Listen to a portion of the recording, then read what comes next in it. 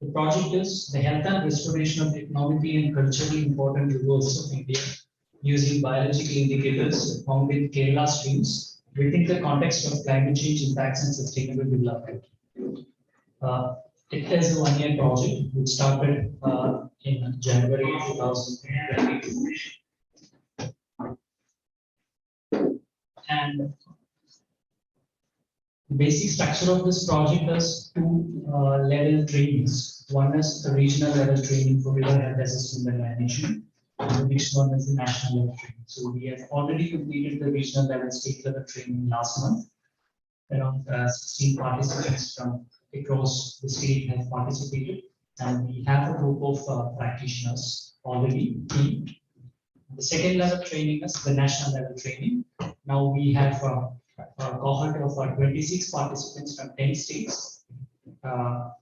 Some of them are on the way. So we have at least 10 participants here in the morning. We have a great panel of around 20 resource persons for 5 days, in which 6 are coming online, and 2 recorded videos from foreign experts are there. So basically, we'll be having 3 days training module here in the training center, and we have 2 days field trips across the Pamba River basin. So this is a very brief note about the program. So we are starting the program with a technical session. Minister, Jayaraman, Minister for Water Resources, will be joining us around 11:30, 11:45. So thank you all once again. Welcome you. So I would request our Executive Director, Dr. G. N. Hariharan, to officially welcome you to the session. Thank you. Over to you, sir.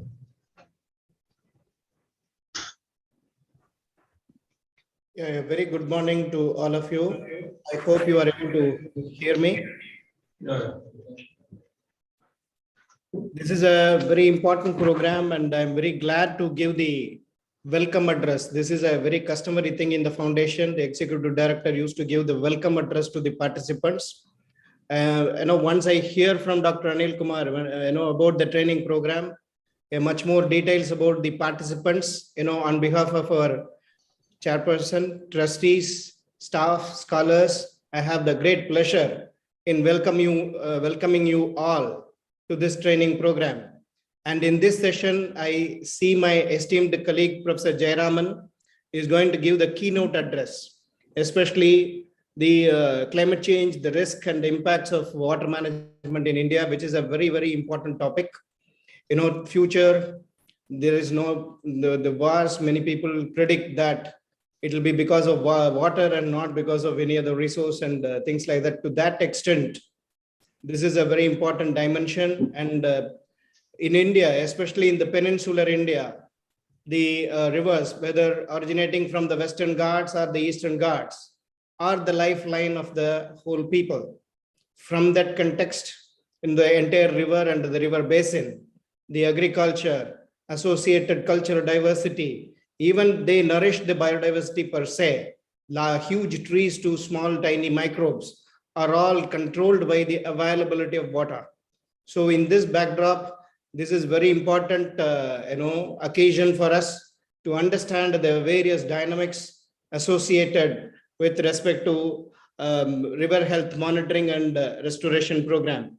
And especially I'm also eager to listen to the various speakers, what kind of restorations they are having in their cards, so that we can give this as a policy note to the respective governments present in the peninsular India to safeguard our wonderful rivers. We have perennial to seasonal rivers in this area.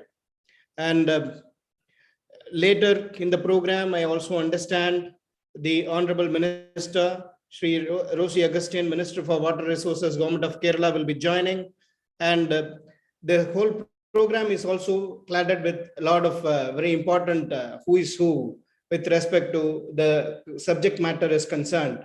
So I am on behalf of the foundation, once again, I take this opportunity, and especially Dr. Anil Kumar for providing me this opportunity to stand before you. And in fact, I'm sitting and making this presentation, but making myself available to you to welcome you all on behalf of the foundation. Thank you very much. Wish the training program all the best.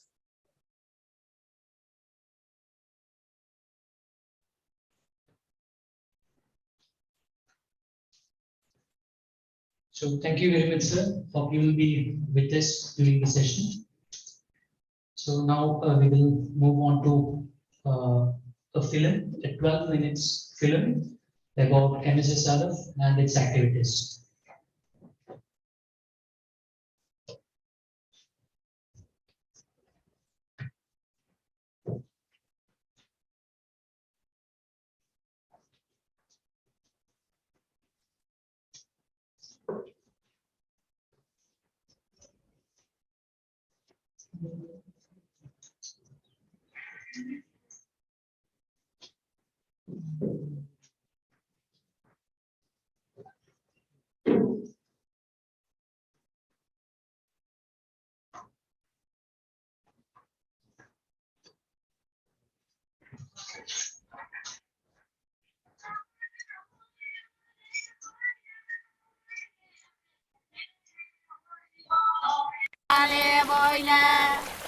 The MS Swaminathan Research Foundation, MSSRF in short, is a not-for-profit trust engaged in harnessing science for sustainable rural development. The foundation undertakes research and implements projects that are socially, environmentally, and economically relevant to society. Science for an inclusive society and working with a pro-poor, pro-women, and pro-nature approach is MSSRF's strategy to reach out to needy and vulnerable populations. Set up in 1988 by the renowned agriculture scientist and humanist Professor M.S. Swaminathan, MSSRF is headquartered in Chennai. Working with rural communities, MSSRF pilots and demonstrates workable models and engages in advocacy for their replication. The field sites for this action research are located in poverty and biodiversity hotspots of India in coastal, semi-arid and hill regions. Anticipatory and participatory research in the context of global warming and sea level rise was one of the first areas of work of MSSRF. It was Dr. M.S. Swaminathan who at the earliest point in time saw the importance of coastal research. We have probably amongst the Southeast Asian countries the longest coastline in this part of the world. And this coastline is largely going unattended, unaddressed, and unlooked after. Coastal systems research focused on mangrove forest restoration along the coast, demonstrating models of participatory joint forest management. MSSRF developed a Coastal Systems Research Program, CSR, on the model of Farming System Research, FSR. The program brought in an integrated management approach by land and sea surface on the one hand, and capture and culture fisheries and forestry and agroforestry on the other. The impact of this was clearly seen during the tsunami that struck the country in December 2004. Anticipatory research has involved work on developing crop varieties resistant to abiotic stress like drought and increasing soil salinization. Training community members to be climate risk managers and equipping them to be self-reliant through technologies like the Fisher Friend mobile application, FFMA, have demonstrated means of addressing the challenges facing coastal and rural communities. MSSRF has, through its work, established a national and global position of leadership in this area over the past 30 years. The MS Swaminathan Research Foundation was started to fill gaps in ongoing work as I mentioned, was not the idea to start one more institution.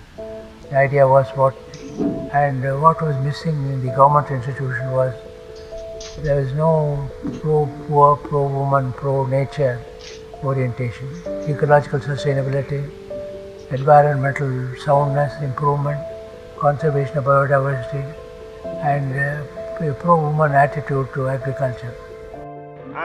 MSSRF's significant contribution in the area of Indian biodiversity has been its leadership in the groundwork for two important legislations: Protection of Plant Varieties and Farmers' Rights Act (PPV) and FRA 2001 and Biological Diversity Act 2002. In order to operationalize the triple objectives of the International Convention on Biological Diversity, which are conservation, sustainable use, and fair and equitable sharing of benefits, MSSRF established community agro-biodiversity centers.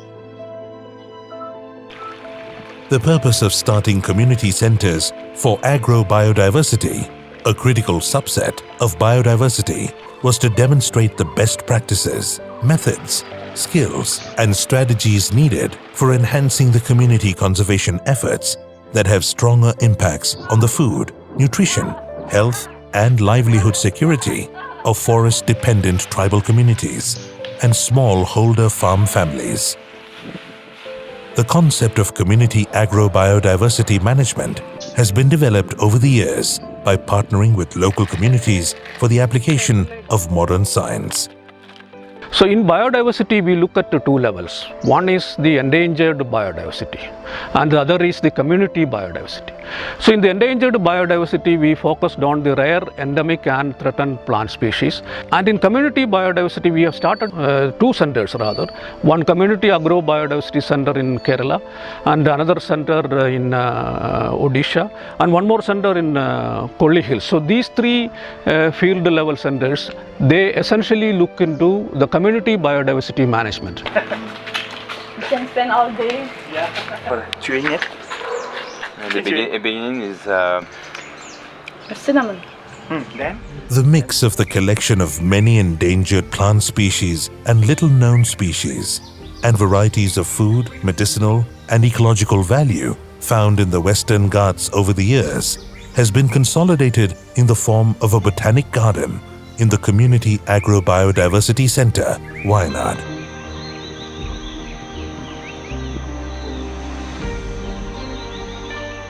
A haven of tropical flora. Differing from the conventional concept of botanical gardens, the MS Swaminathan Botanical Garden has distinct components of agro-biodiversity, including germplasm of varieties of food plants like roots and tubers, legumes, citrus and wild edible greens, medicinal plants, wild orchids, and rare endemic and threatened RET species of trees. A total of 2,033 live plant species are conserved in the garden, of which about 200 are tree species, 512 are endemic to the Western Ghats, and 579 species fall under the Threatened Plant Species category of the International Union for Conservation of Nature, IUCN.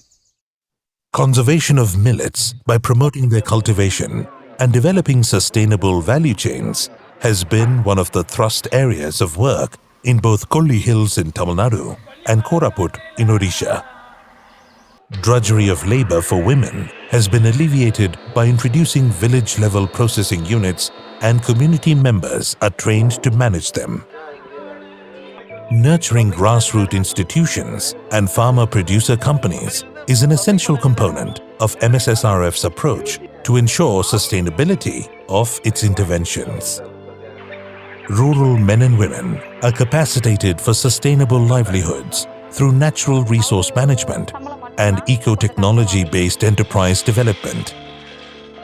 MSSRF pioneered the concepts of bio-village based on sustainable utilization of available natural resources and village knowledge centers providing ICT-enabled demand-driven information to the community in the 1990s.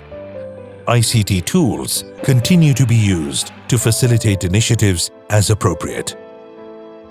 Given the challenge of a large malnourished population and a large proportion of people dependent on agriculture, the Foundation is engaged in promoting a farming system for nutrition or FSN approach to address malnutrition.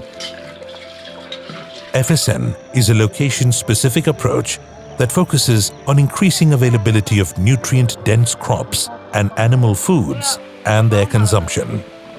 Accompanied by nutrition awareness on balanced diet and consumption of all food groups, the focus of the FSN approach is on improving dietary diversity as the first step to improved nutrition outcomes.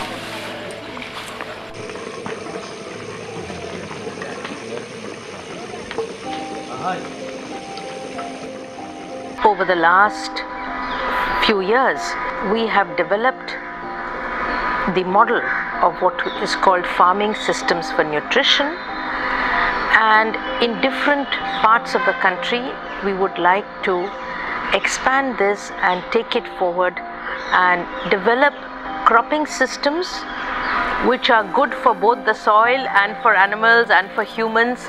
So taking the entire, from not just one crop specific research, but taking crop, livelihood, fisheries, all of them in a combined way. Cultivation of fruits and vegetables is promoted on homestead land as nutrition garden instead of just kitchen gardens to emphasize on the nutrition aspect and the importance of consuming nutritious foods.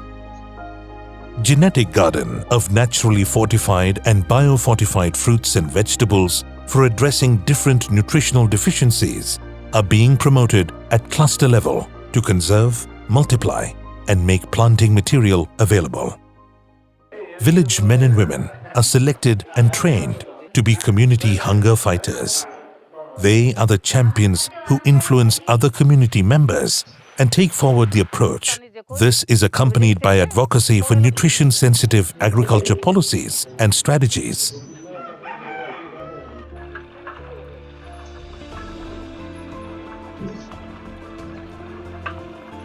Through piloting models and action research, accompanied by policy advocacy, MSSRF has made its constructive influence bear upon at least 600,000 farm families across its field sites. The Foundation, with its legacy of the past 30 years in reaching the unreached, its team of committed staff members, and support of partners, donors, and well-wishers, continues to take forward its work in different areas, with contributing to the realization of the Sustainable Development Goals as its agenda for the next decade.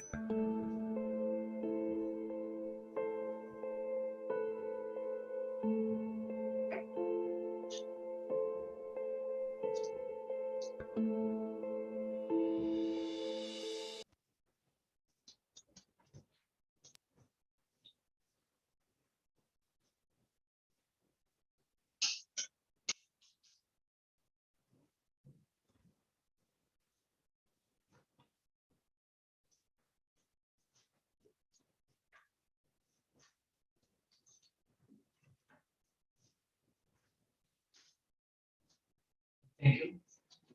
So, all of this we have joined. Now,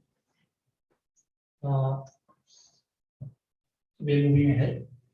As you know, the COVID is still there, so we have to make sure that we all do the take the precautionary measures. We have masks and sanitizers with us. But unfortunately, when we talk, we do have some restrictions in using masks, but please make sure that we all are safe. Thank you. I do have some other tips and suggestions for the progress of this particular program, but before that, we have to get to know the training program in detail. I'd like to request Dr. N. Anil Kumar, Senior Director of MS Swaminathan Research Foundation and the Principal Investigator of this project, to get you about the full project and training programs in details. Dr. Anil Kumar is a botanist He has been with the Swaminathan Research Foundation for more than 30 years. He is the founder director for the Community Edu Biodiversity Center we have there at Wayanad. In fact, the first program in Kerala. Over to you, sir. Thank you.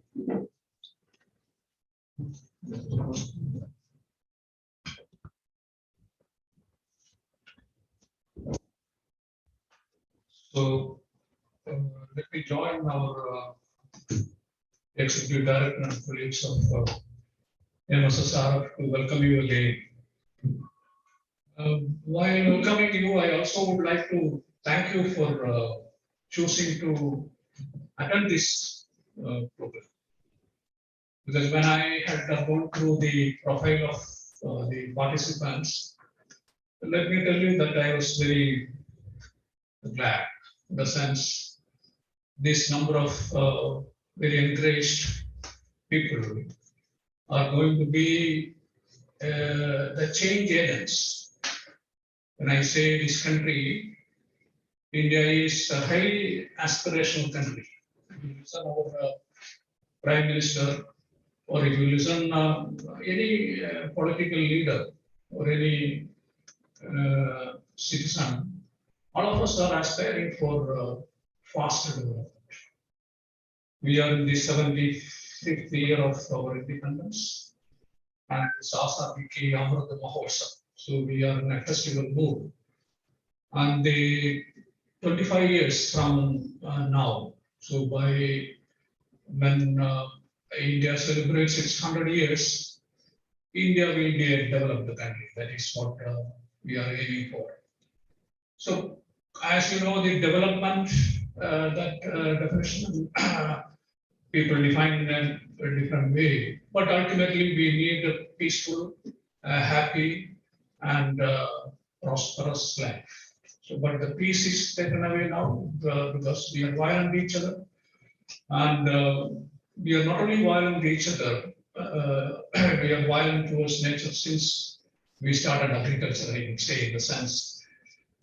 So the context of MSSRF, before I come to the context of this training program, as you have viewed what we do, MSSRF is trying to not replicate what the national agriculture system does, but we are trying to bridge the gaps between the science and the development.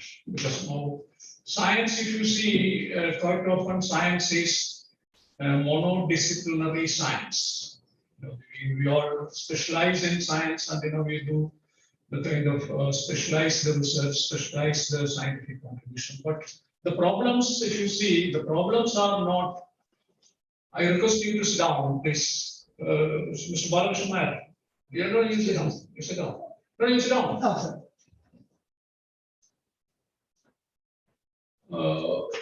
So what do we need is actually kind of transdisciplinarity in our approach, where the disciplines, the boundaries of the disciplines should merge.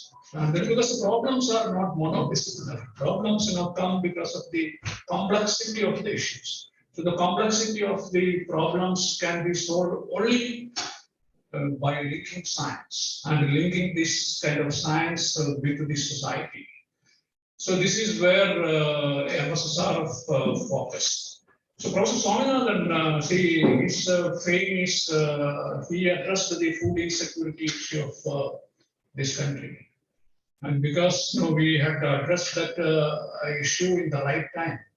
Now during this war period, our wheat production was in record high, and we are now able to export in a kind of record manner. So this was possible because of the green revolution. But green revolution had its own impacts, the negative impacts, especially with reference to the environment. So this is where Swaminathan started his organization by using the prize money, the World Food Prize money he received in 1989. So we have we call it as from green revolution to the evergreen revolution. So the evergreen revolution is defending the gains of green revolution by focusing on the ecological security of the country. So if you see this MSSRF, we do the science, as I said, the transdisciplinary way, and we do the capacity development of the stakeholders. Because in this country, skilled manpower, especially with reference to the ecological sustainability dimension of the three pillars. The economic sustainability, we all know, we want to have the economic development. And we also try to do that in a kind of socially equitable manner. But ecologically ecological sustainability, we have issues. So we build capacity of the people, of different stakeholders, including the policy makers. If you see MSSRF's history, we have this training program starting from the grassroots personnel to the policy makers at the from different levels. Coming to this program is titled the health and the restoration of culturally and culturally and economically important rivers of India. So the river health, if you see, India is actually a land of rivers, I would say. In the sense we have more than 400 rivers, which you can, the larger rivers we have. And if you take our water bodies, we have innumerable number of water bodies. But except this Himalayan fed waters, our peninsular India water bodies, actually rain dependent water bodies.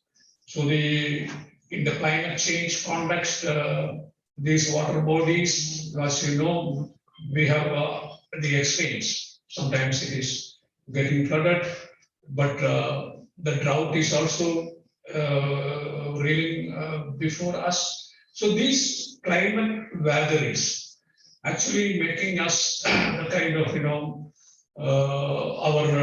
the sustainable development slow.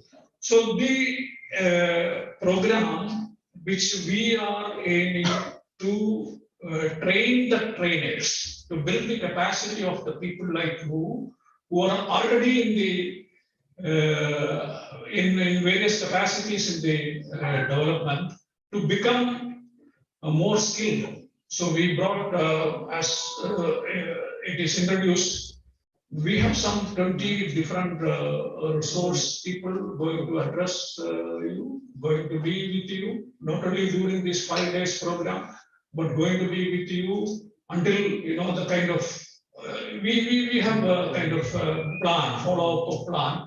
So we want to mentor you, we want to build the capacity of you to manage the rivers. Because river is the lifeline, I would say.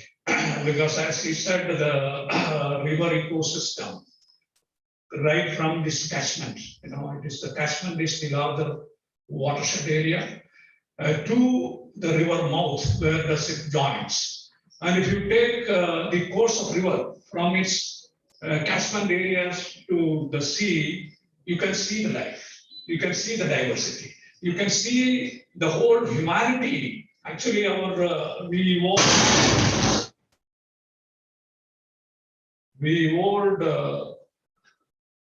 with rivers. What happened? So this is this training program. The target, that magic number is 40 people we wanted to train. Since it is in Kerala, we thought of training 50% of the people from Kerala, because we have taken Pampa River as an example. Pampa, if you take like Ganga.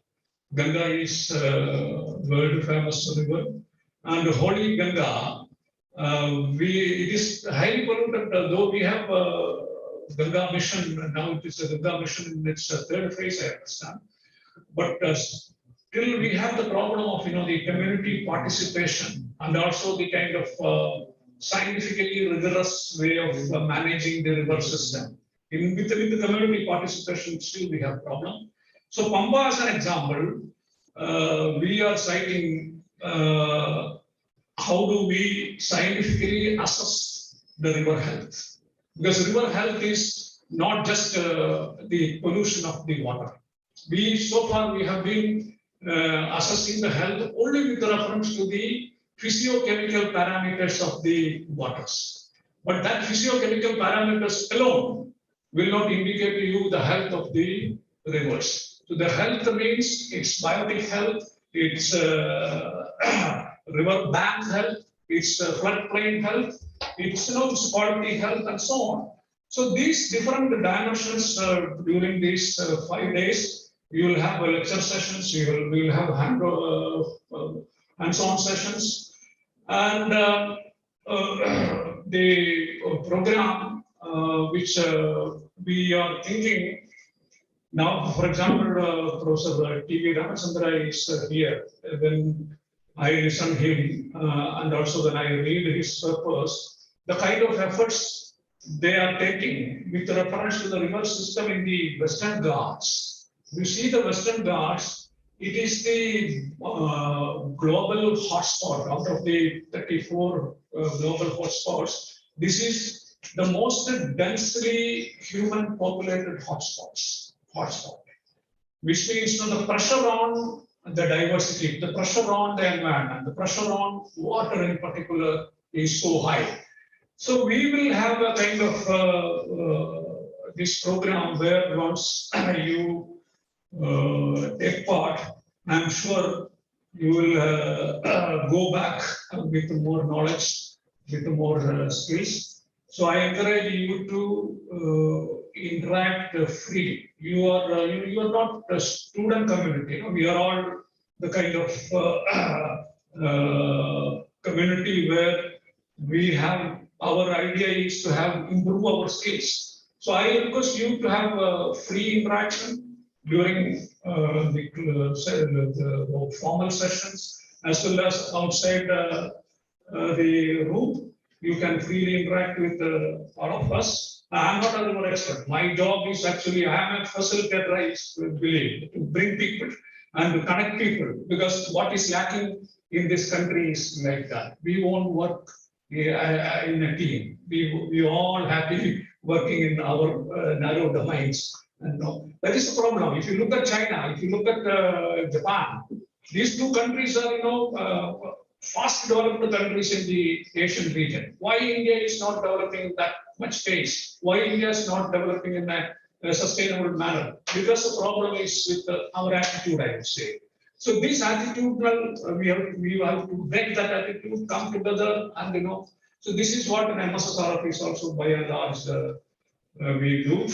And I don't want to extend my talk here. So the purpose, as I said, the training program purpose is to build a platform. Because now Dr. Rajendra Shinde, senior friend of mine, he was with the United Nations Environment Program in a senior position. His colleague, Ms. Durga Kamath, is here. So he used to tell us and discuss with us the need for a network, for a net zero that goal.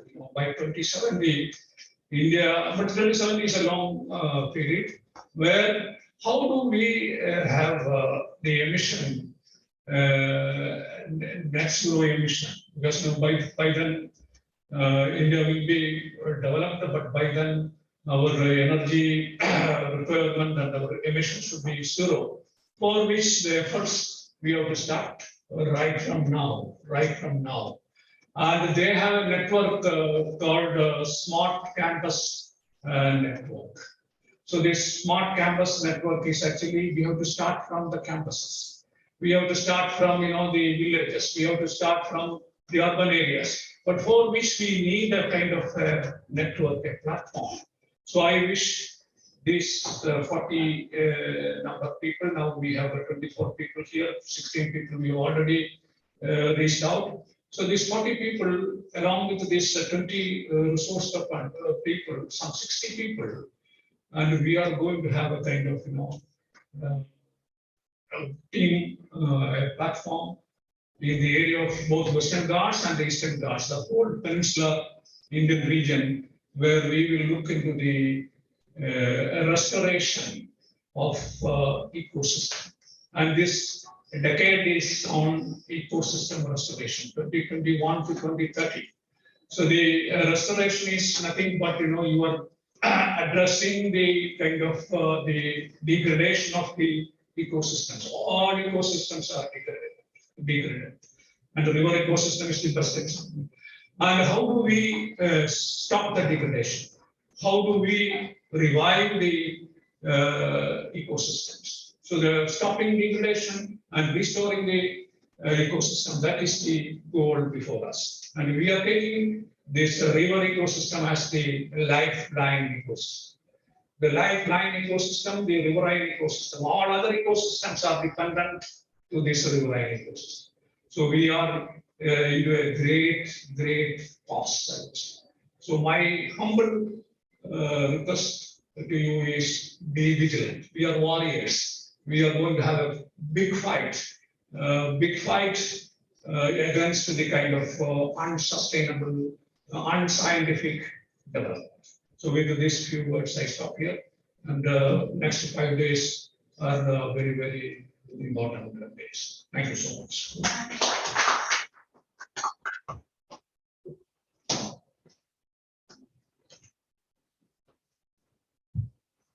Thank you very much, sir, for the excellent orientation about the training program. So as per the schedule, next we have the introduction to the participants. So as more participants are yet to reach, we thought of just taking this into the next session. So basically we have representations from national organizations like MOEF, state wetland authorities, pollution analysis lab, colleges, research institutes, NGOs, grassroots practitioners, and we have scientists, academicians, grassroots practitioners, researchers and students, journalists, architects. It's a very interesting mix we have for the next 5 days. So definitely we'll have a great experience with all of us all together and with all the resource persons. So we have provided the information with your welcome pack regarding the participants, schedules, and resource persons and the programs.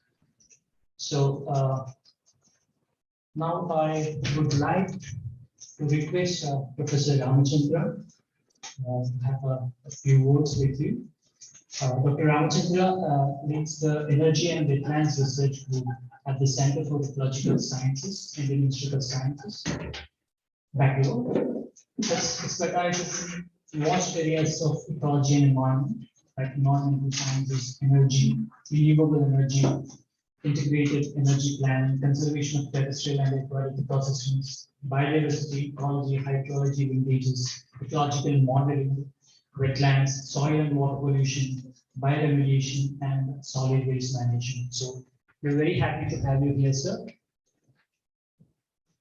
Thank you for traveling all the way to Bangalore for this session. So kindly keep a few words.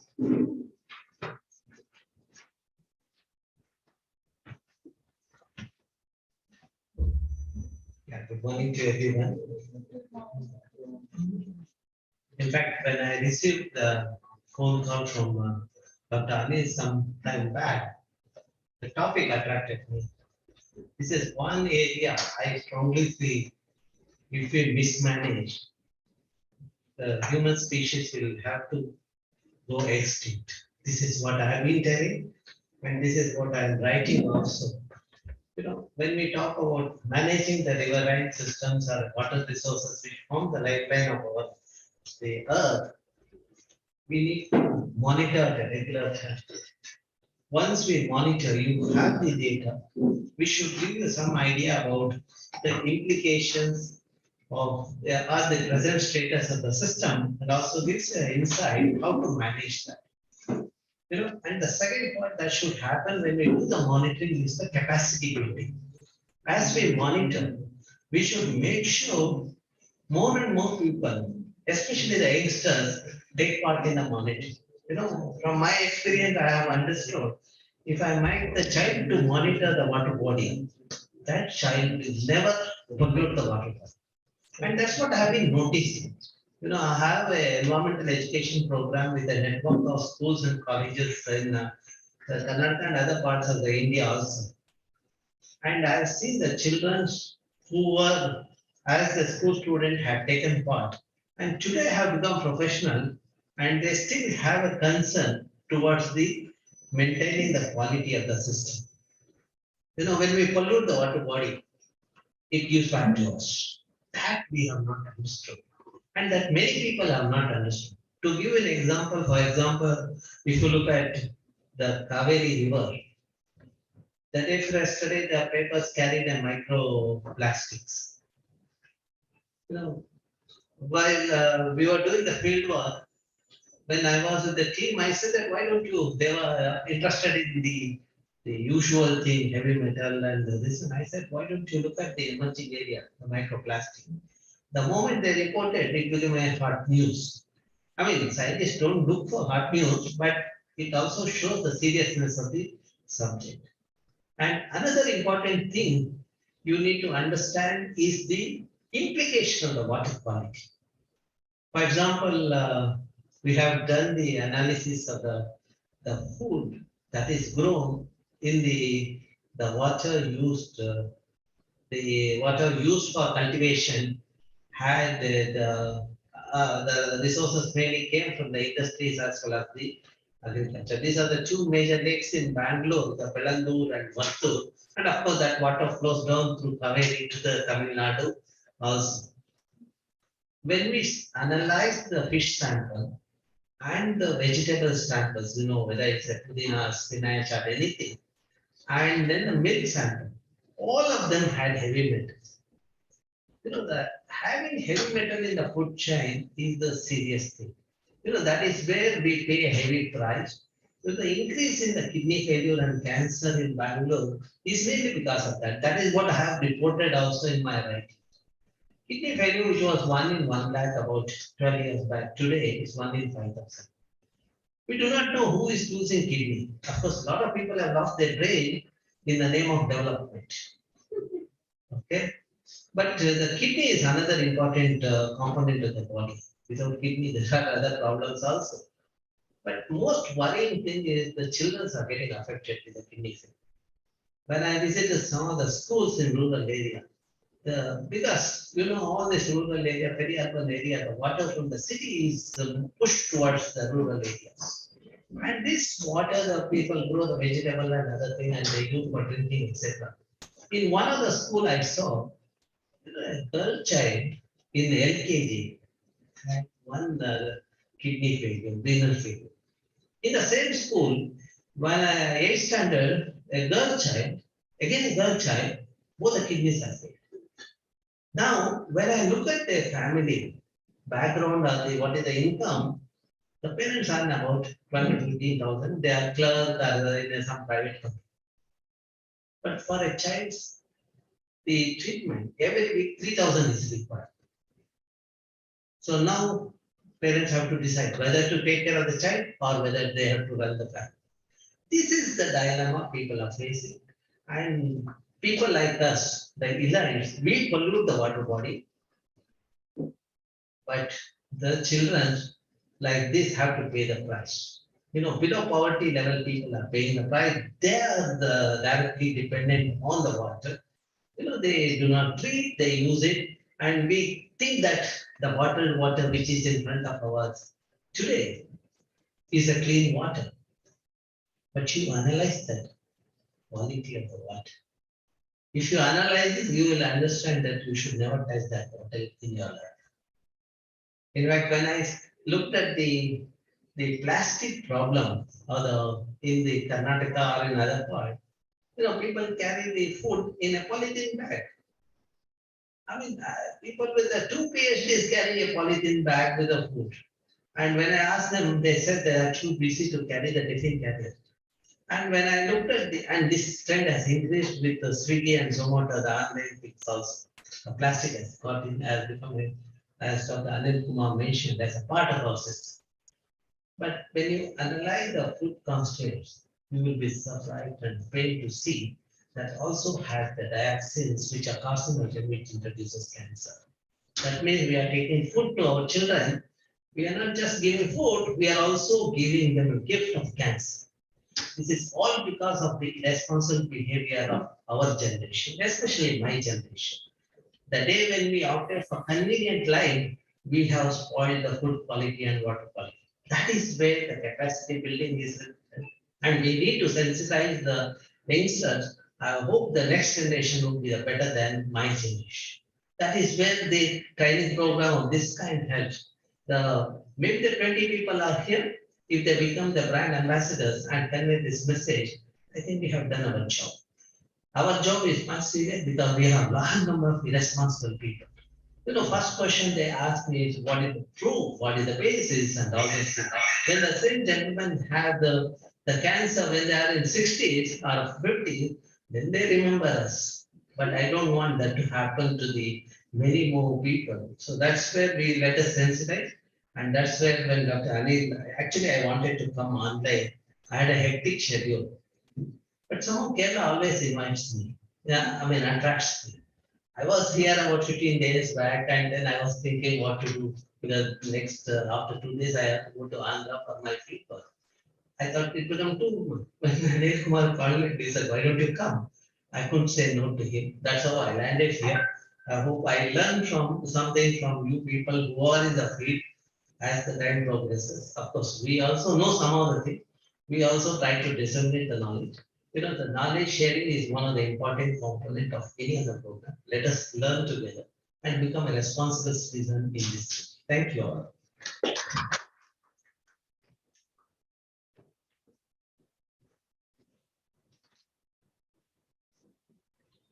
Thank you very much, sir, for that kind words.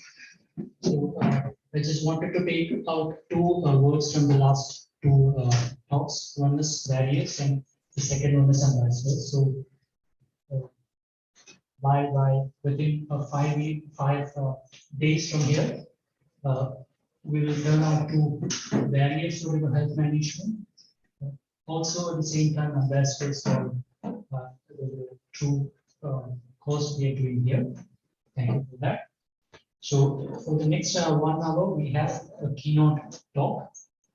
We're 5 minutes ahead. The keynote will be given by Professor T. Jayaraman. He will be joining us online.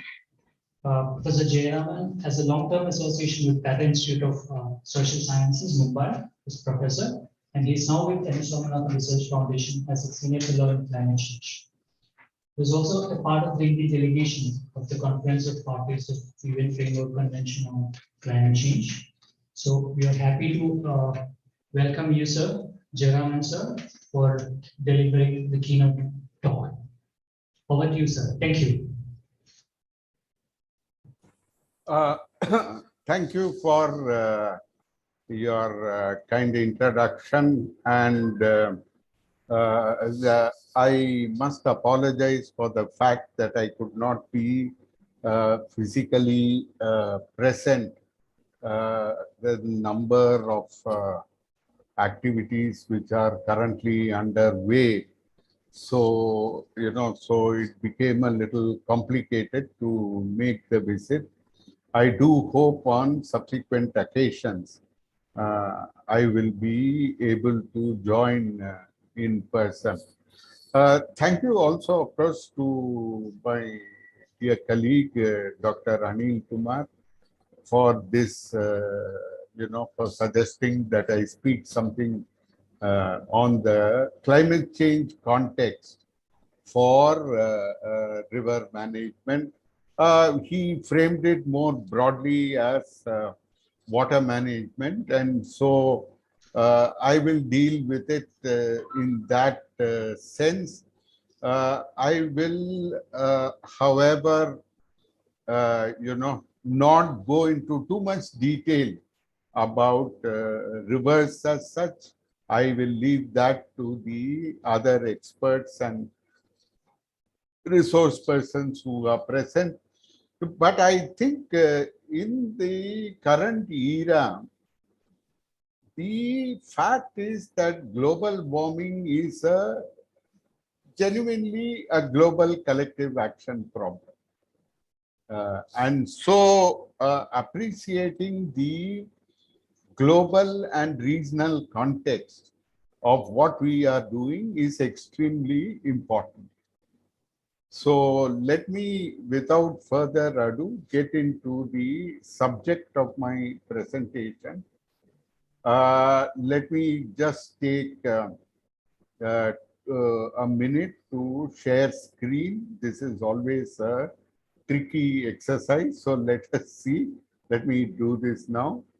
If you'll give me a minute.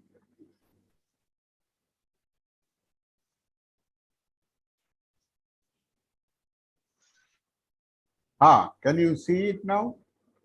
Sure. Oh, Yes. okay. Thank you. So this is the this is what I would like to talk about. Now, before I move over to talking about climate change per se, I just like to take the opportunity to make a few introductory remarks, which I think is very relevant to the theme. One is, of course, that water, even before the question of climate change came on the scene, water has been a major issue for India. Relative to the technology or developmental levels, India has always been highly populated, higher population density and a higher population region. And currently, of course, India has only about 4% of the world's freshwater resources, but a much higher percentage of the global population.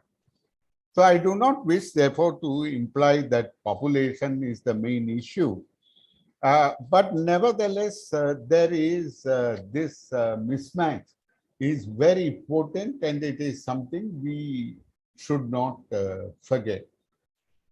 The other point I want to draw your attention to is, of course, that water storage has been a major issue. So we have water scarcity in many parts of the country. Large parts of South Asia in general are part of arid or semi-arid zones. And so coping with water scarcity has a long tradition. So for instance, very amusingly, I was part of the Government of India delegation to the IPCC, the Working Group 2 report, and there was a lot of emphasis in summary for policy makers, in part on the issue of water harvesting, which of course is very important, but it was somewhat amusing because water harvesting, though the difficulties in urban areas we all know, but nevertheless, water harvesting in some form or the other has been indispensable to adaptation to local geoclimatic conditions over large parts of southern Asia. So I think this is something we cannot forget, and it's a very It's a useful tradition, not always to be romanticized or carried over to the present in uncritical fashion, because these storage systems were socially not administered or handled always in equitable fashion. We cannot forget that water was and even today continues to be in some parts of India the site of social and caste discrimination. So, of course, we must keep this in mind, but nevertheless, we can also look back at a long tradition of storage system.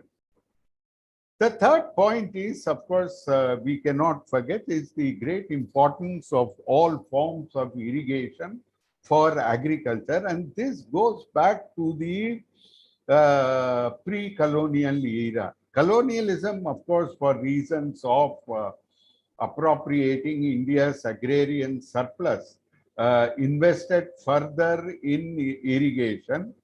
However, and brought thereby new land under cultivation and so on and so forth, or expanded production in areas which had been cultivated. But nevertheless, the irrigation, idea of irrigation, both local and on a larger scale, goes back to the at least the Mughal era as we know it. In Tamil Nadu, for instance, we can recall the building of anicuts in a much earlier era on the Kaveri. So, irrigation, especially for agriculture, has been a very important means of coping with, adapting to the regional climate. Of course, we cannot forget, and this is the great difference between India and South Asia and, for instance, temperate or other zones, the difference between highly seasonal precipitation and more evenly distributed precipitation. This has all kinds of implications for agriculture, but of course, in a later period, also for the sheer availability of water for consumption, for human consumption and human direct human use, and even later period, of course, for industry. So this is something which we need to keep in mind. I remember a very interesting conversation between which I happened to have many years before I even thought of joining MSSRF. I had a opportunity for a conversation with Professor M.S. Swaminathan, and this was something he drew my attention to, especially as I happened to meet him outside India in Italy, as a matter of fact. Let me turn to making some more remarks about the macro context. Your focus will, of course, be in this training program on Kerala, but it is important not to forget, I think, the all India context. And that is to remember that more than 80% of water use goes to agriculture. Now, this, of course, is somewhat somewhat disproportionate to the contribution of agriculture to the economy. It is true that, the livelihood dependence is much larger than the contribution to the economy in terms of value addition. But this disproportionality is something we need to deal with, and this is not a disproportionality which we can glorify. So this is something we must keep in mind. Water issue, therefore, is not simply a problem of urbanization alone. If anything, we are yet to see the full scope of the issue. Urbanization in India is only 33%. Tamil Nadu, I believe, is the highest in certain districts across the country. Of course, urbanization is much higher, but that is also partly a question of how boundaries are drawn. Kerala, of course, has significantly higher urbanization, but we cannot see water issues as the consequence of urbanization alone. So the balance between agriculture, industry, and direct consumption and similar uses is a significant one to be handled. However, the question of water supply is not merely, of course, a question of the availability of fresh water as a resource. And there, our national and even state records are not a very happy one. Supply is increasingly unable to meet demand. I'm not going into the details for Kerala. The situation, is improving, but though with many major gaps. But overall in the country, water availability on an annual per capita basis was only 1,200 cubic meters a decade ago, and it is falling. It is probably approaching or will approach 1,000 cubic meters, and the global standard is something like 1,700. So we do have a problem of water, and all of this predates climate change, or at least the genesis of these problems predates climate change, and hence the climate change must be seen clearly as a new additionality to this situation that we are already facing. So I would like to, without getting directly into the question of water, I would like to make some broad remarks about climate change, and especially in the context of India. So one is, of course, I don't have to remind this audience that global temperatures are definitely increasing, and that is perhaps the most clear signal, the clearest signal that you can have of the consequences of the radiative forcing from greenhouse gases. Global mean surface temperature is already 1.09 degrees above pre-industrial levels, given the average in 2011 to 2020, the last decade, and it is significantly higher over land, which is obvious because oceans, of course, will be cooler. And over land, it is 1.59 degrees centigrade above pre-industrial levels. Now, of course, people may ask, what is this whole slogan about 1.5 degrees from the Paris Agreement? That refers to the global mean surface temperature and not only the land temperature. So that is 1.09. So we are all more than 2/3 of the way to the 1.5 target. Continued warming, unfortunately. Now, India's temperature increase in this period is only 0.7 degrees centigrade. And an important reason for this is that aerosols in the atmosphere, this fine particulate matter in the atmosphere, there are both cooling aerosols and warming aerosols. Somewhat disproportionate attention has been paid to black carbon as a warming aerosol, but cooling aerosols may be pollution in many contexts, but they do nevertheless keep temperatures in check. So for India's temperature increase is 0.7 degrees centigrade, and Europe's temperature increase above the mean is in fact due to much lower aerosol levels in that region. So continued warming is very likely, but the question that we have to ask is, what does it depend on? And one of the most unambiguous results from the working group, the sixth assessment report of the IPCC, of which the first three reports have all appeared by now. The fourth synthesis report will appear in September. And that says very clearly that the peak warming is determined by the global level of cumulative emissions.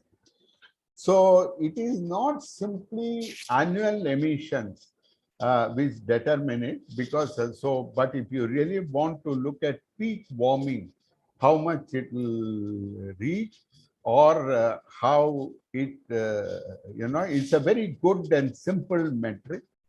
And so the global level of cumulative emissions is what will determine warming.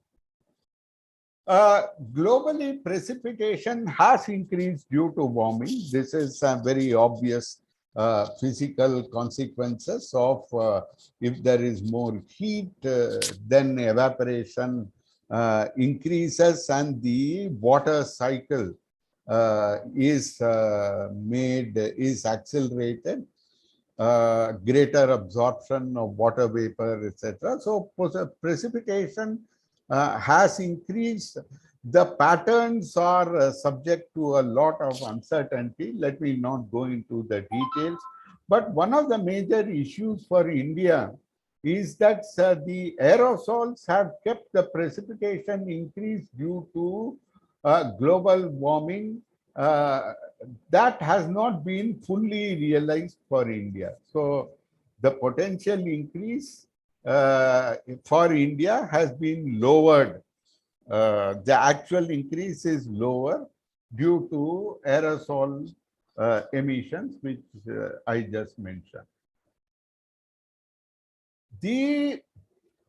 So what about the future? So of course, we all, I think, realize that this temperature increase has to be limited. The Paris Agreement says to limit temperature increase, to keep temperature increase well below 2 degrees centigrade, and making every effort to keep it at not to go beyond 1.5. This is the language of the Paris Agreement. So given current conditions, perhaps we will be lucky even if we manage 2 degrees, but we can discuss that in the question if we have time for question and answer. And but the very important point again coming, which has been completely consolidated in the sixth assessment report, is that to limit the temperature increase or peak temperatures to a limit, cumulative emissions, especially that of carbon dioxide, must remain within a global carbon budget. Now, this is a very simple and clear metric.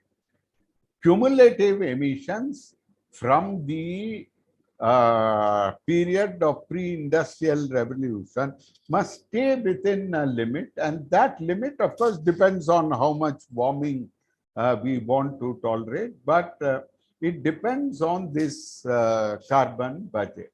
Now, of course, when you say there is a budget, net zero, it must eventually, of course, go to zero, because otherwise you won't stay within a budget. Unfortunately, for various more political reasons, a lot of tamasha has been done about net zero, but net zero is implied in the term global carbon budget, and its timing is not the determining factor for how much temperature increase that there will be. And that depends very much on the cumulative emissions. I'll return to the subject in just a couple of minutes. Currently, only 1/5 of the global carbon budget remains for 1.5-degree warming. 4/5 of the budget has already been utilized. This is one of the messages from important messages from the Working Group 3 report of the IPCC, which was released just a couple of weeks ago. Okay. If you take 2 degrees, then 2/3 is consumed. But you know, 1.5, only 1/5 of the budget remains. So here are some numbers. There is a probability factor because of various uncertainties in modeling, etc. So typically, if you want to, gigatons is billion tons. So this is given only for carbon dioxide.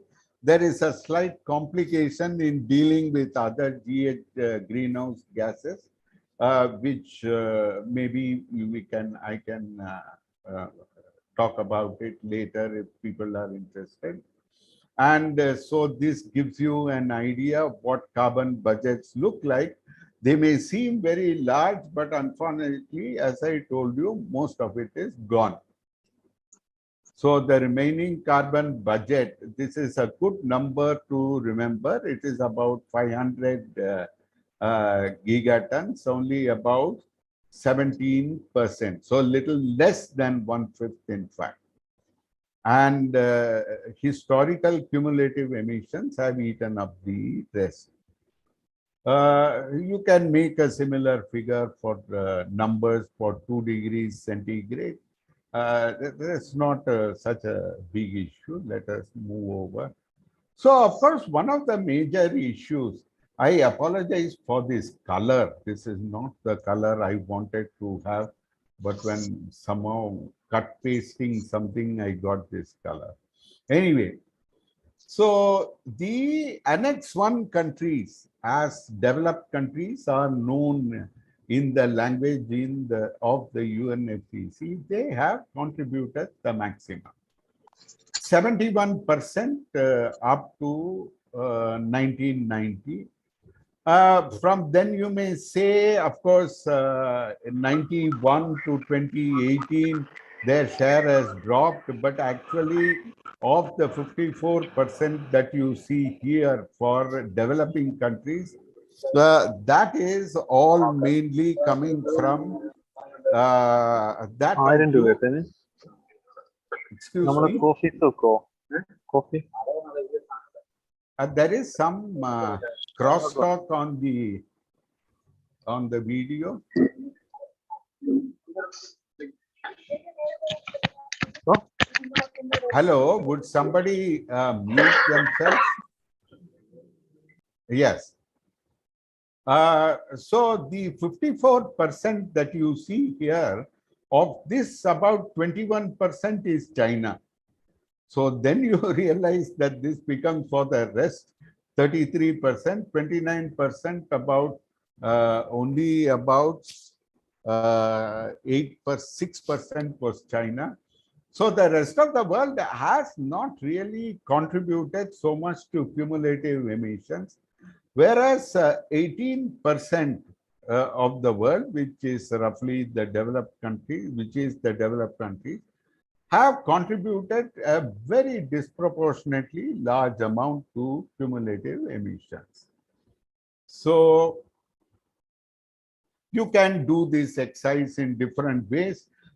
These are, there's a very similar graph grouped in a slightly different way, appears as figure 2 in the latest summary for policymakers of the Working Group 3 report. And I would encourage all of you to take a look at it. It is available online at some point. So the whole problem, therefore, is that there is a small proportion of the world has consumed something like about 15% of the world or 18% of the world has consumed something like 60% of all emissions. So why is this important? The point is that however much we may drive today, seek to drive today to lower greenhouse gas emissions for reasons of technology and for reasons of economics, it is not something that you will be able to do overnight. Now, for instance, you can take the example of Kerala, where the support for the idea of renewable energy protection against the dealing climate resilience, etc., is one of the highest in the country in terms of awareness and in terms of wanting to do something. But Kerala's record in renewable energy is, shall we say, leaves much to be desired. Now, I must say that I say that with a good deal of personal regret, because in the previous government, I was a member of the planning board, and I had an insider view of how, despite the best intentions in taking forward the agenda of renewable energy, nevertheless success in that remains limited. However, on the global scale, so as a result, over the certain period of time, we will still require fossil fuels. For instance, people don't realize a very simple fact that the sun doesn't shine at night, nor the wind blow all the time. So for those periods, you need the backup of power, which will come from fossil fuels or has to come from hydropower or nuclear power. So other forms of energy generation remain important. And you see, renewable energy is still very far from reaching sustainability. What do you mean by sustainability here? Here by sustainability, I mean that it is self-reproducing. So renewable energy is produced by renewable energy. Unfortunately, today solar panels are not made in, shall we say, through low emission technology. Solar panels are made using conventional fossil fuel technologies. So for all these good reasons, the need for fossil fuel emissions remains, and so the carbon budget is something that has to be equitably shared. It's a global commons.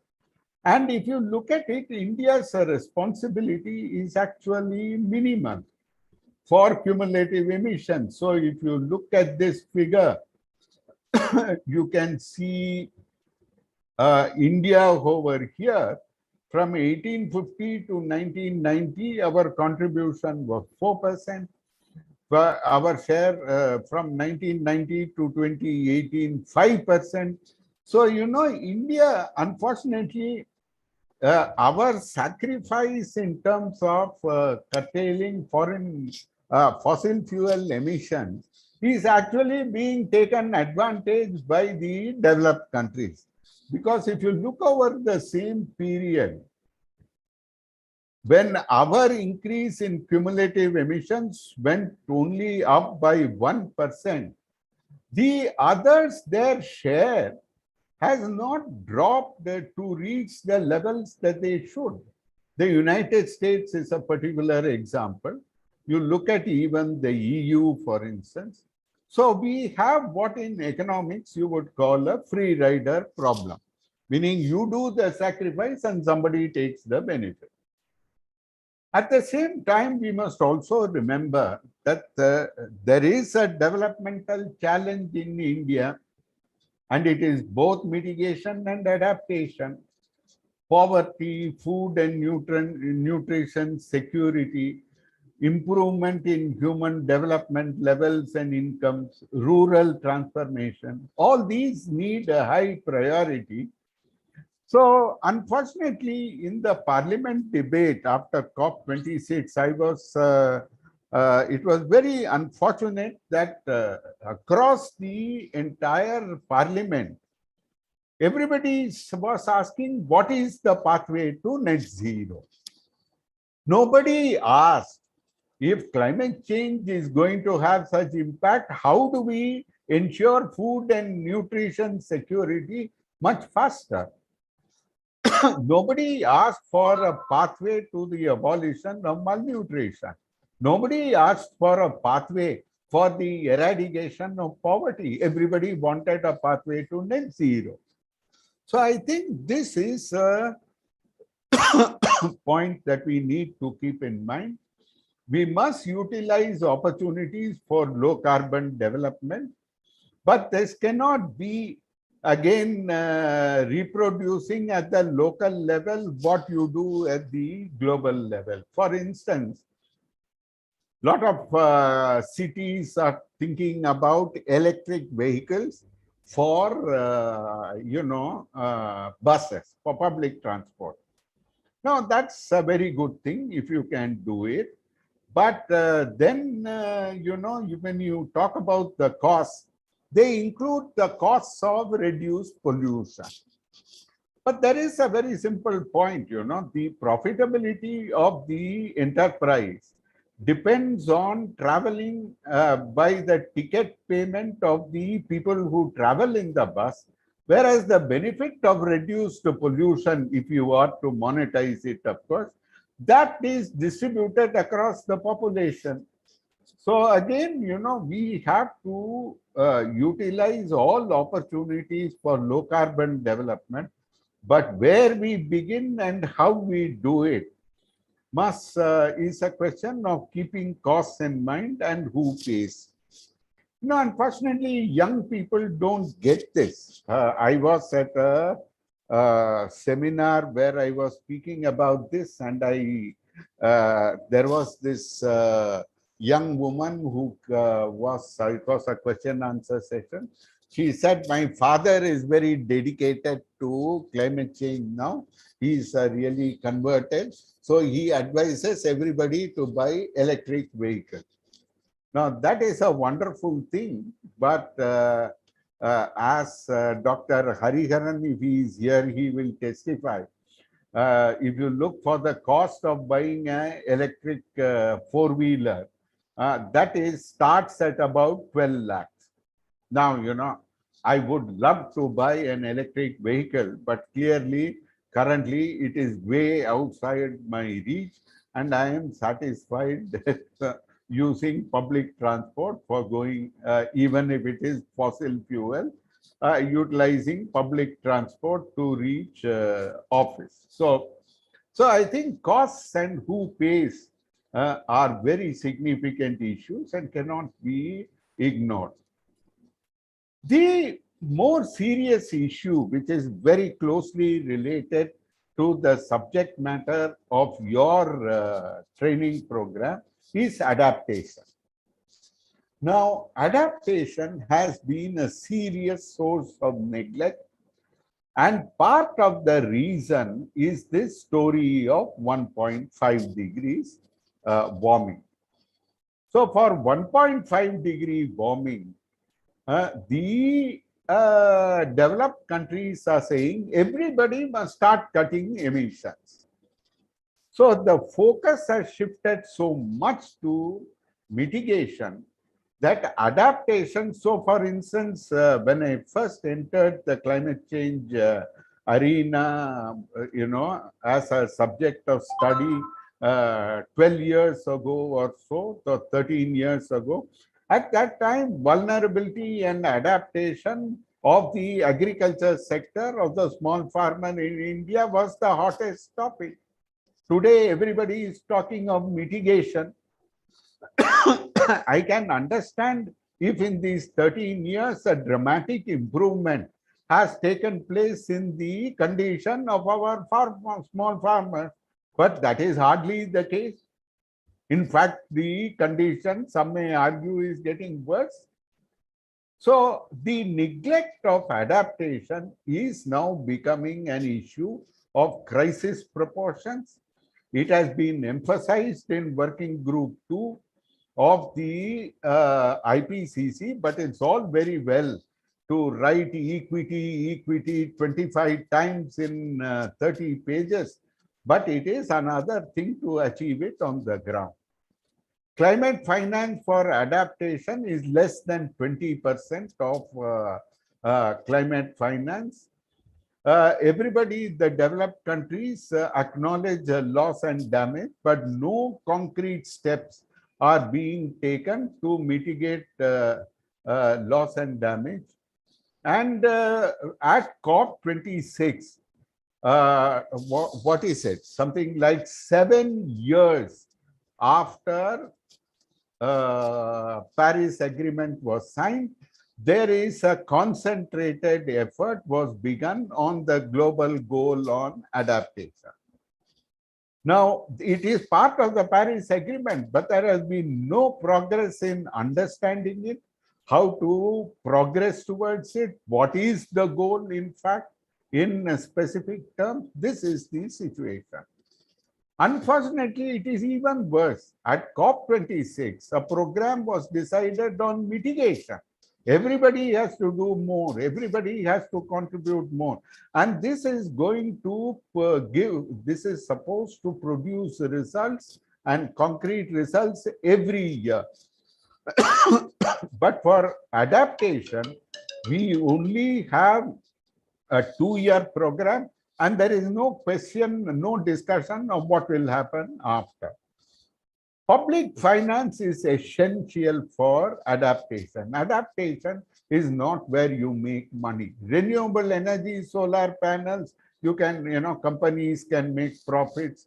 You can have energy saving schemes for street lighting, and you can pay it back in reduced energy costs over time. All these possibilities are there, but adaptation will not take place without public investment. And a lot of it in practice boils down to insurance, and insurance is not an answer to adaptation. Insurance works only where a few people are affected. If the majority of people are affected of the target population, then insurance will fail. The companies cannot pay up. And in fact, this has happened very frequently in countries like the US, going as far back as the 1930s. Whenever there is a large-scale disaster, insurance falls short, and insurance cannot cope. So this is perhaps a very potent issue for India. So one of the issues now, unfortunately, is the confusion in the name of keeping this 1.5-degree target alive, which is good, which is important. But this idea, somehow everybody has to do mitigation and adaptation. And I think this is profoundly incorrect. And this is also the position of the government of India. Yes, we should do mitigation wherever feasible, but we must be very clear that the burdens are not equal, neither on the global scale nor on the national scale. Just to see how incorrect such an idea of everybody being responsible for mitigation is, recent data from Africa shows that a majority of sub-Saharan African countries, their per capita annual consumption of electricity is less than the per capita annual consumption of an American refrigerator. Not an American household, an American refrigerator. So I think, the keeping equity and keeping livelihoods, incomes, and improvement of well-being in mind is very important. The requirement of environmental sustainability must always remember that the term sustainability, the three pillars idea going back to the Brundtland Commission, remains very significant and important. For India, I think we must aim at 2 degrees warming. 1.5 at the current rate will be breached in 10 to 15 years.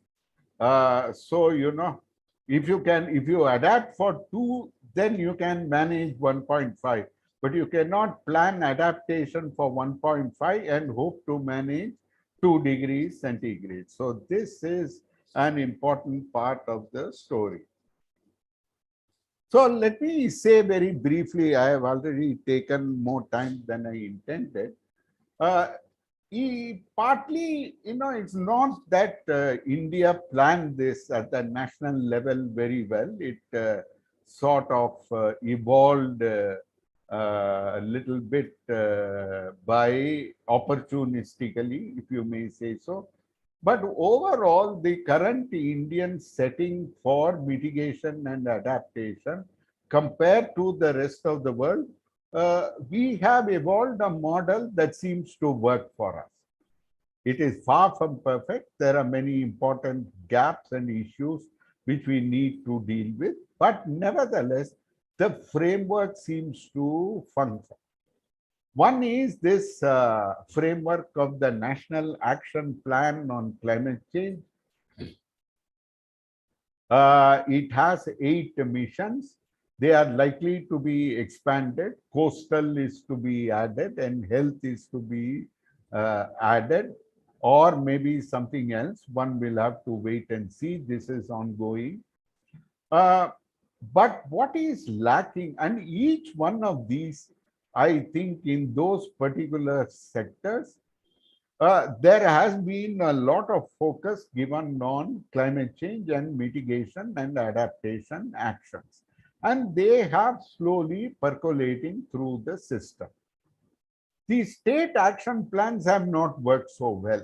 That is a very frank point, we must all admit.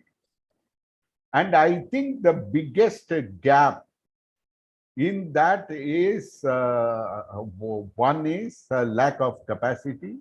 This is an absolute straightforward thing.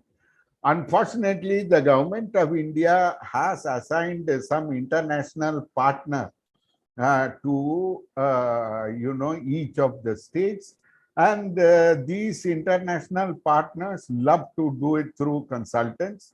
So the end result is that the state action plans on climate change have no ownership within the key stakeholders in the state, and it is a bunch of consultants who have written up something and reported to the bureaucracy, not even to the political leadership in a proper fashion.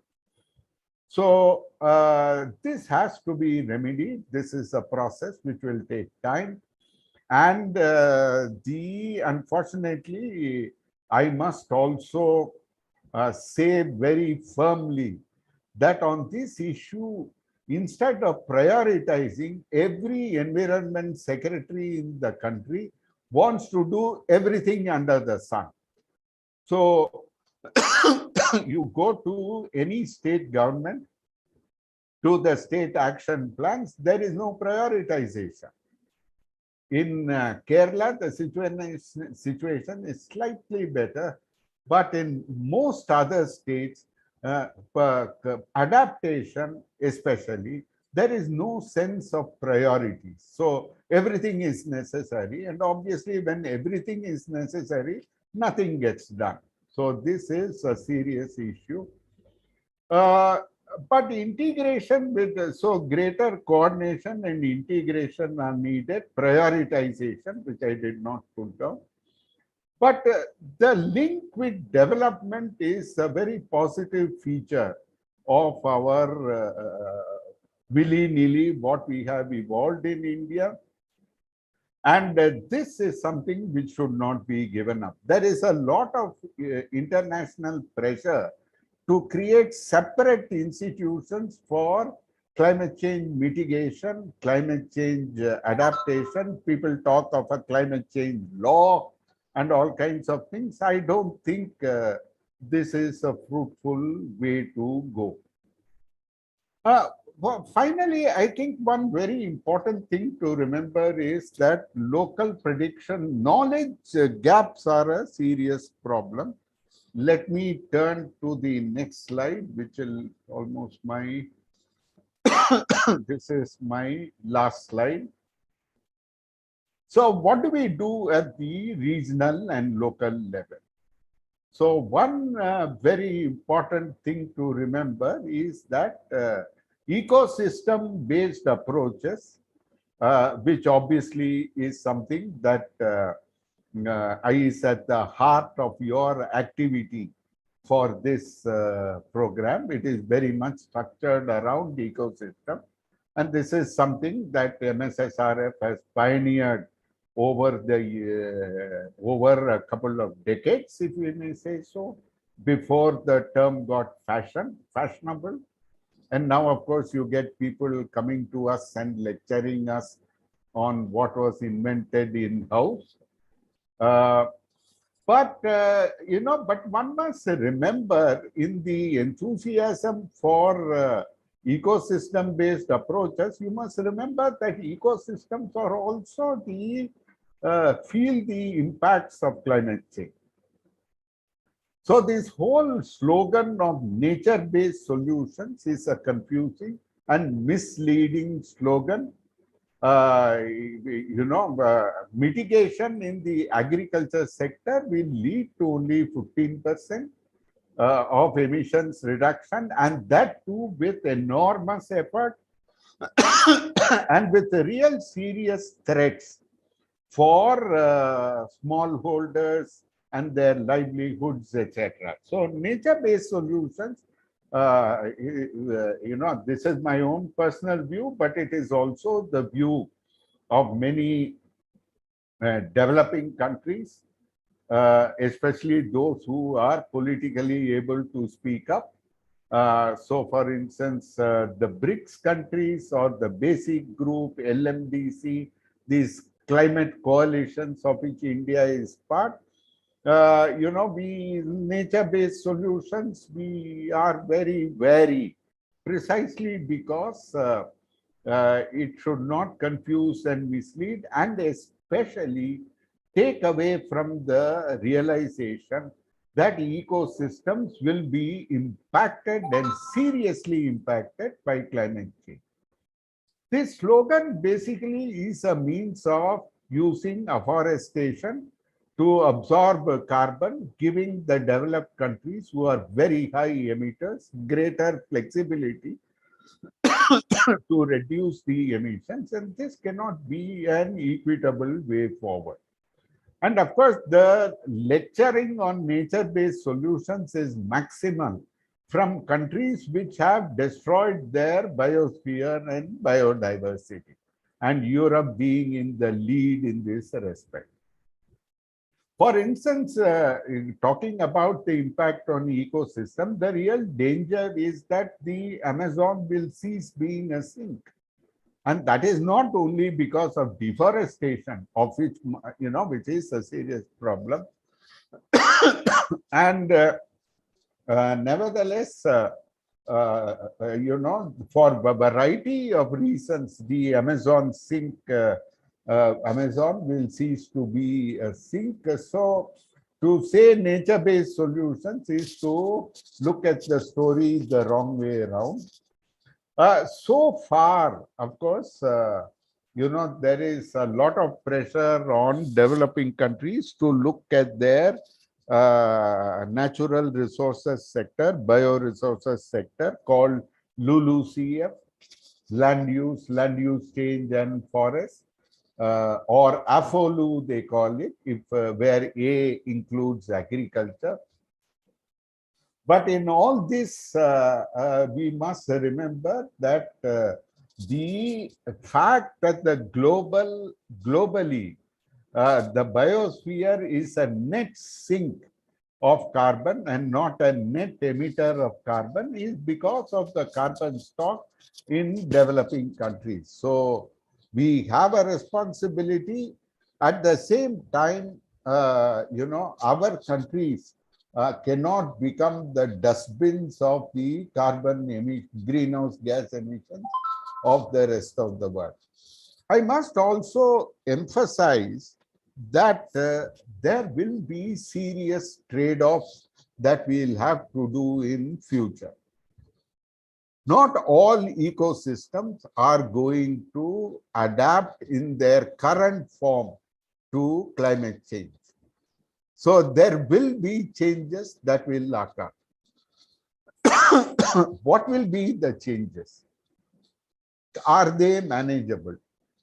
To what extent do we need to transform ecosystems ourselves in order to meet other requirements of global warming? So to give you an example, should we expand hydropower? Hydropower is renewable power, make no mistake. Taking into account all its life cycle aspects, hydropower is still renewable power. The cheapest battery is a reverse pump storage. And the countries which have the highest battery storage are those which use reverse pump storage in hydropower. And it is far less polluting than having equivalent capacity of lithium batteries. But this means we have to give up land for expanding hydropower. So this is not going to be easy. People don't want large-scale solar parks, but if you don't want large-scale solar parks, rooftop solar is not enough to meet our energy needs. It can help, but it cannot be the solution. For all European countries which have nuclear power are finding it difficult to phase out coal power, because if they shut down their nuclear, then it has to be replaced by coal. So this is not going to be easy. So I think we should be, this calls for scientific rigor. It calls for serious attention to knowledge gaps. Not only that we need monitoring, but more than that, we will need learning by doing. So we cannot have magic bullets. There is no magic solution. Nor is there room for alarmism. It is all catastrophe. If everything is going to be a catastrophe, then of course there is nothing left to do but to wait for the apocalypse. So, we need rigorous work. We need to avoid anecdotal observation. My own unfortunate feeling is that the environmental discussions and discourses, both in India and elsewhere, are far too dominated by anecdotal. And we must always remember that science proceeds by analyzing and exposing what is not obvious. If you want an account of what is obvious and visible, journalism is enough. Science is not required. Science exposes what we do not see as obvious. So we need rigorous, accurate work. And with these few words, I come to the end of my remarks. And I wish the training program all success. Thank you so much.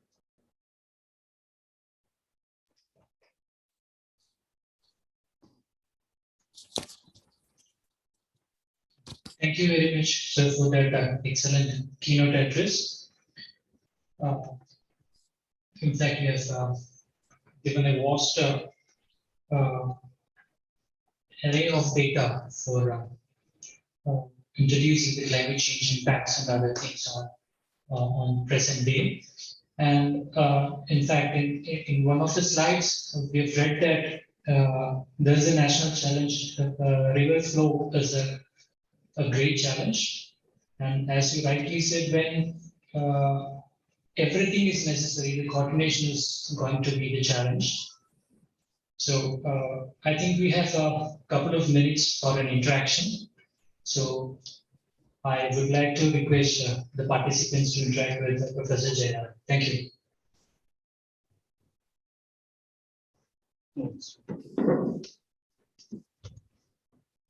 Before that, so he wasn't properly introduced, I feel. See, he is a very senior climate change that science. I won't say science, climate change policy expert in our country. And he is part of the Indian delegation to the COP discussions for the past, I think, more than 10 years. Before he coming to MSSR, he was a professor with the Tata Institute of Social Sciences in Mumbai. And as he said, quite often we are too emotional, we are biased with reference to the kind of climate change issues. So what is needed is the rigorous science, the science-based evidences. So unfortunately, not only with reference to the climate change, say for example, if you take biodiversity, my subject area where I am interested, we don't have in-depth evidence of though we are a biodiversity-rich country. So the climate responsibility, when we talk about, we should not bear that inequitable responsibility because we have that aspiration of developing in an equitable way. So in that context, what he has said is very, very relevant for the team. And the subject which he said, the ecosystem-based adaptation. So this is where our role comes in. So we have to take the river ecosystem wherever you live in your area. How are we going to take that river ecosystem as a kind of both a mitigation point as well as as an adaptation entity to the changing temperature and the changing precipitation. So with these few words, it is open for discussion. Free to ask questions. He is available. So it is open now. Thank you. Anybody?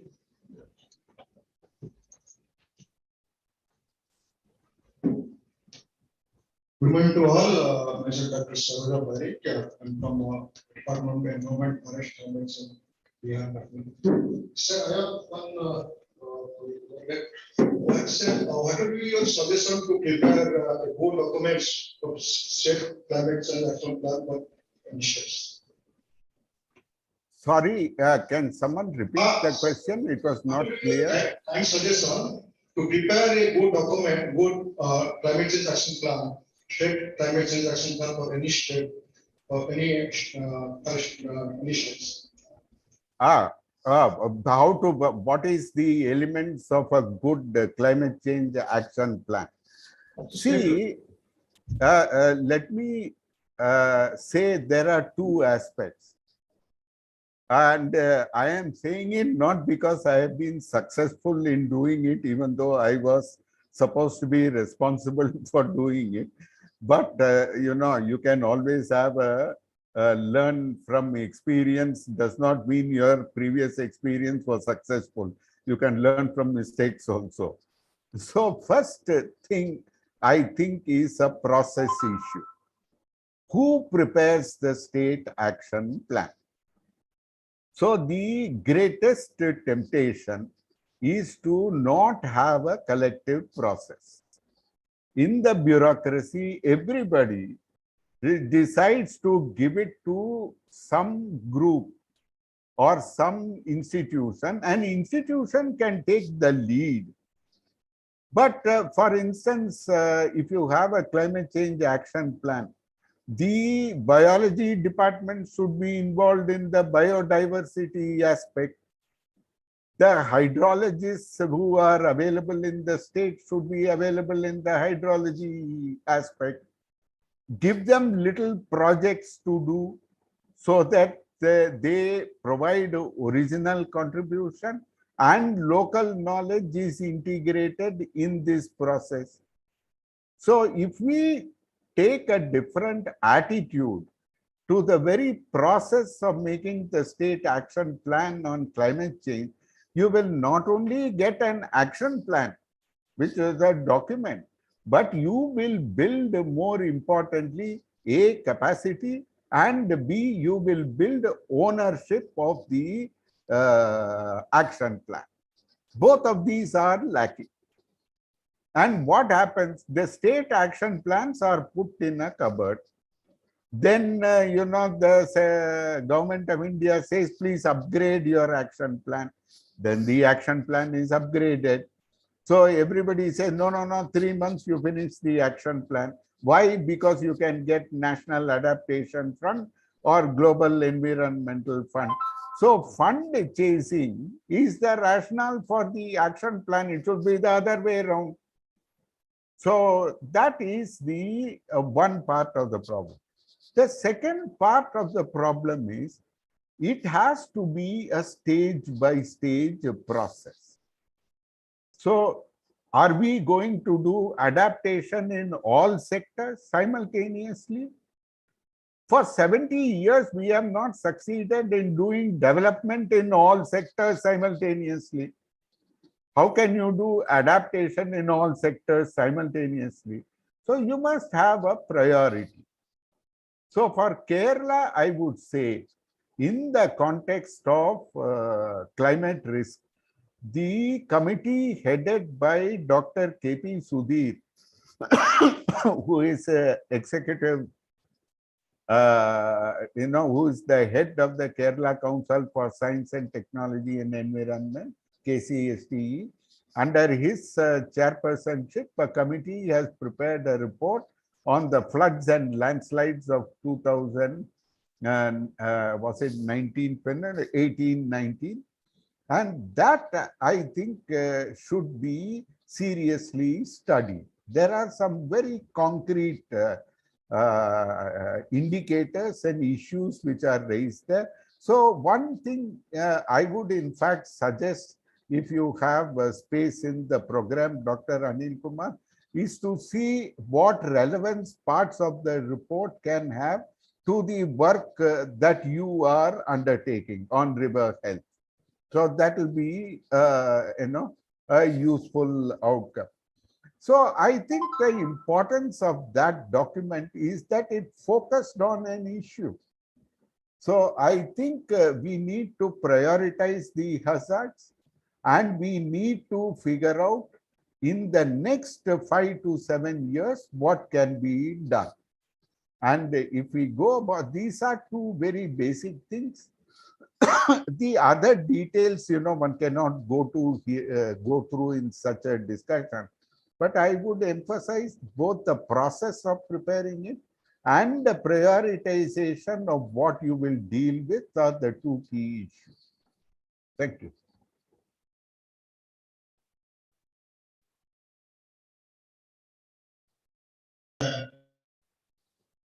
Renewable energy sources to mitigate climate change, like suppose we are using solar power, solar energy to use solar panels. Solar panels have issue to suppose damaging the solar panel. Sorry, waste generated from solar panels, it may be issue for environment. How can mitigate this? What is again? The question was not clear. Can somebody? Use of renewable sources like solar energy, you use solar panels.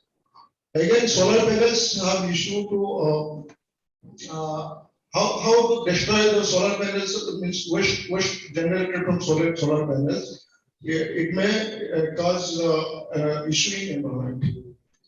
Yeah. See, the way to handle this in the technical sense is what is called life cycle analysis.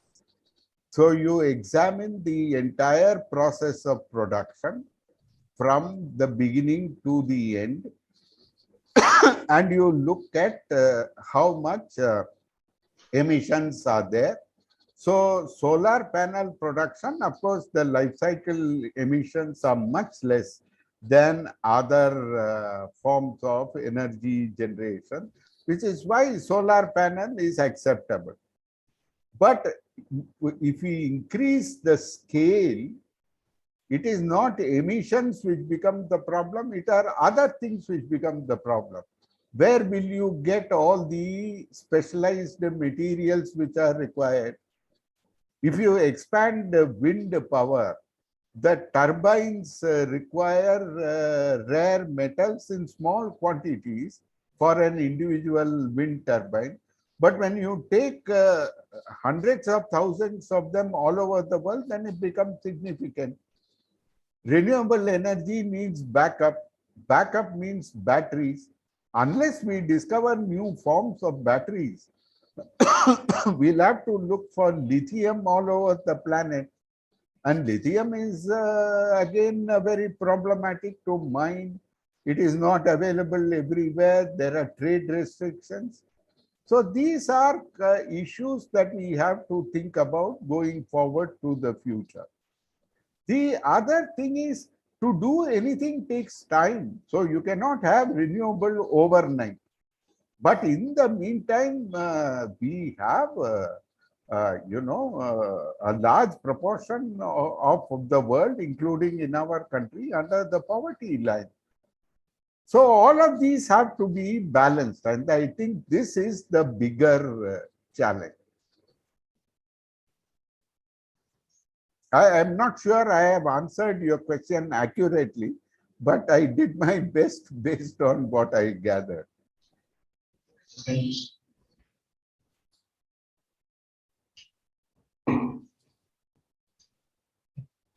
thank you. One more question. Hello. Thank you, Professor Jayaraman, for your insightful lecture. I have just a few suggestions here. You can introduce yourself. Myself, Rajiv Ji. I'm basically a teacher. I work at MSS in the college in Manchester, in Kerala itself. Just a few kilometers, not a few, maybe close to within 20 kilometers range. So my question is regarding to 2 points you made in your talk. You talked about the domestic climate plan and the environmental dividend.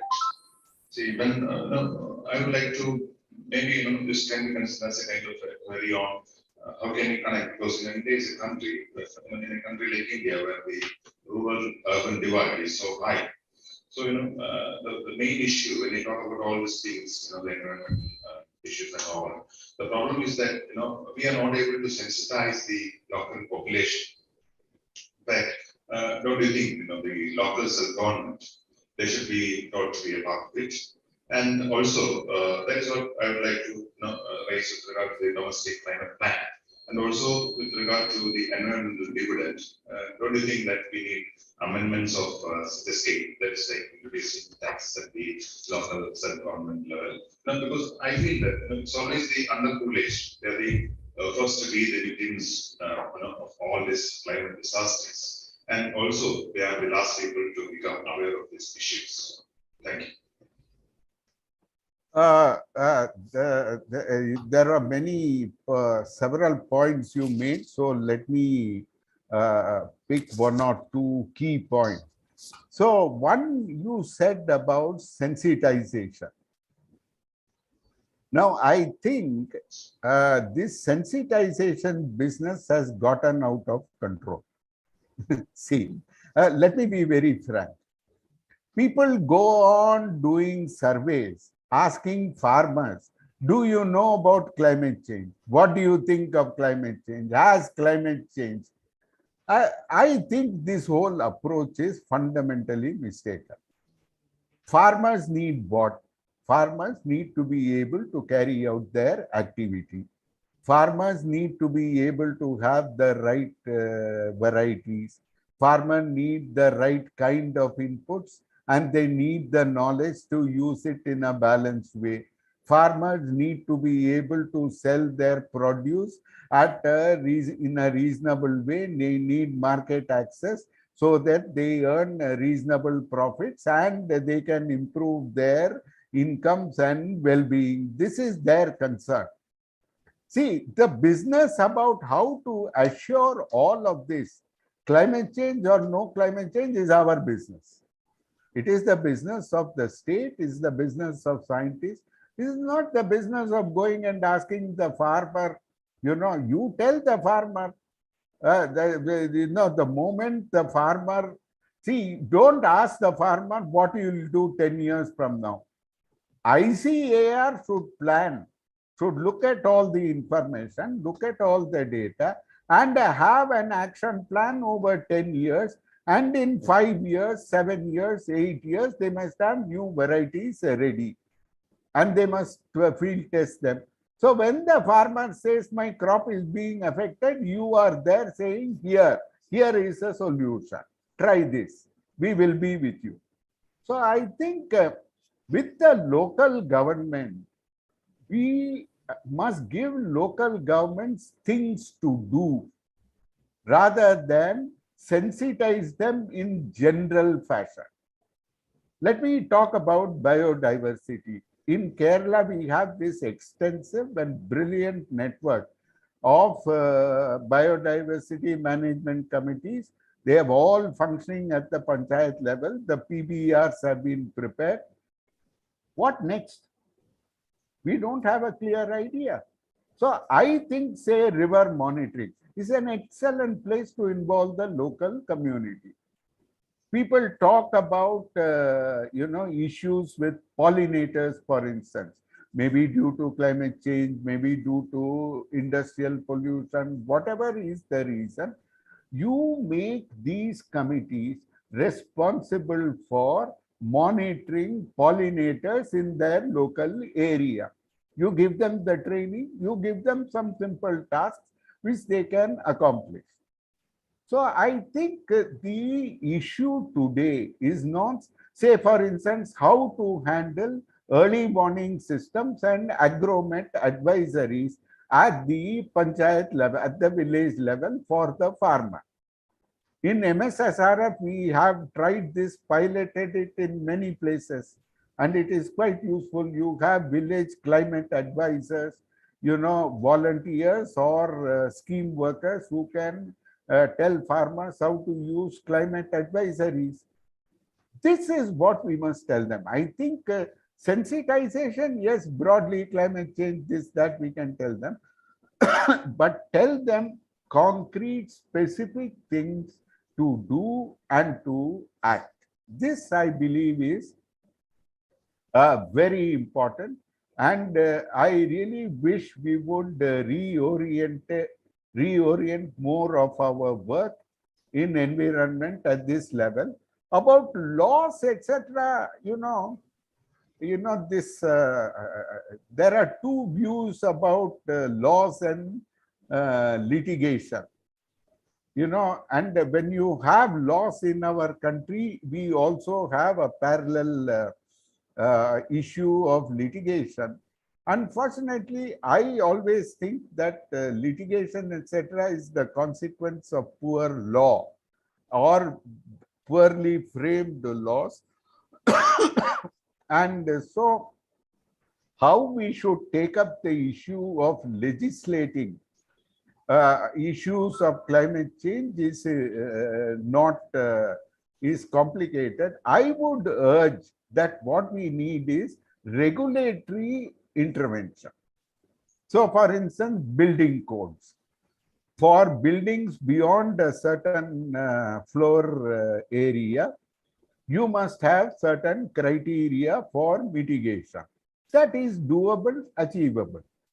So our intervention on climate is not to pass a climate law, but because we are a developing country, to have more and more regulatory mechanisms which steer the overall economy towards low carbon development. And these are 2 points that I gathered. I am sure you raised other questions, but that maybe will take too much time. Thank you. Thank you very much, sir, for that excellent keynote. And thanks also for joining us and minutes before the schedule and also having interaction with our participants. So on behalf of the participants and the organizing team, I thank you very much for your valuable time. Thank you, sir. Thank you all, and hopefully on another occasion, I'll be able to meet all of you in person. With apologies for not appearing there personally. Thank you once again. Thank you. Sure. Thank you.